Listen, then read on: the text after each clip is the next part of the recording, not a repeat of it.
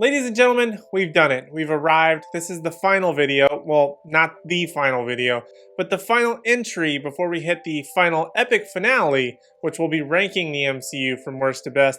But it's a little bit bittersweet to be here at this time. It's been a very long journey. This has been 24, I believe, 24 Marvel movies every single week. Well, one a week. So it's been a long journey, but we're here. But I'm so happy that you're here with me, and thank you so much for watching if you watched this video or any of my videos, regardless. But anyway, thank you so much for joining me on Revisiting the MCU, the series where we turn back the clock, we rewatch, revisit, and re-review every single Marvel Cinematic Universe movie in release order. And the final entry, or the most recent one rather, is going to be talking about the solo movie that should have come out a long time ago, and that's Black Widow. Black Widow takes place between Captain America's Civil War and Avengers Infinity War, and sees Natasha Romanoff confronting her past when a dangerous conspiracy with ties to her past arises. And as I said in my review for the Animated Apparel Company YouTube channel, which you should definitely check out and give them a subscribe, I have tons of videos over there, shameless plug, but you should go check out that video. And in that video I say this movie was long overdue. Not only in the sense that it was delayed several times, but also in the fact that this character has been in the MCU for quite a long time and deserved her own solo movie way before others like Captain Marvel, Doctor Strange, and perhaps a few others. But this is the moment that Scarlett Johansson finally gets the spotlight, and she does all the Black Widow things that we've seen her do over the past 10 years.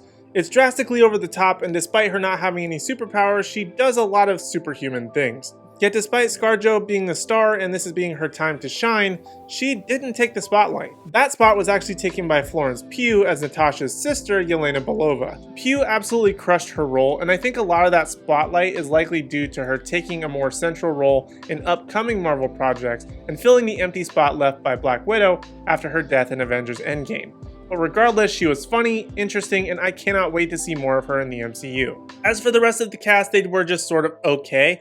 David Harbour was funny, but a little bit too much at times, and Rachel Weisz played her role, but realistically this could have been replaced by any female actress. That's no harp on her, it's just I think this character was terribly written. But something that I did like was the inclusion of not making any of the assassins men. The majority of the cast were women, which I thought was amazing, yet they still made the bad guy a guy. I think they could have pushed this a little bit further, but the marginally female cast was still great. In terms of the villain Taskmaster, the character itself was cool, but the reveal of the identity of Taskmaster and some of the use in the movie was kind of terrible. But then again, Marvel doesn't exactly have the best track record when it comes to having great villains. But when it comes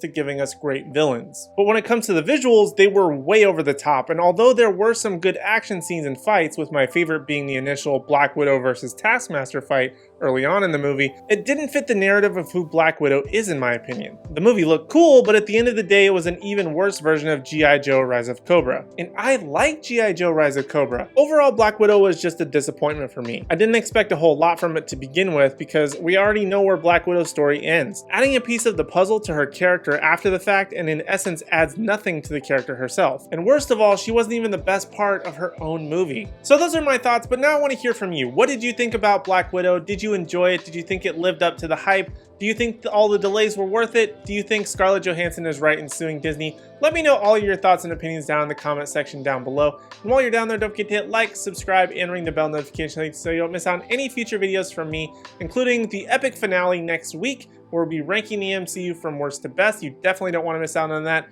And whatever random other reviews I may come out with. And if you want to see even more content from me, head over to the Animated Apparel Company YouTube channel, where I have new videos all the time, plus I'm doing live streams constantly, including Marvel's What If and DC Universe's Titans, so make sure to check out both of those streams as well, and come hang out with me, talk some stuff, superheroes, nerdy stuff. I would love to see you there. And even check out animatedapparelcompany.com for all your awesome nerdy merch from Marvel, DC, anime, Star Wars, gaming, and so much more. And you can even use my special promo code Aaron20 to get 20% off your order, add some more stuff, and save some more money.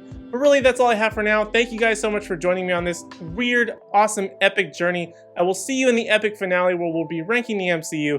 Thank you so much for watching, and I hope to see you in the next video.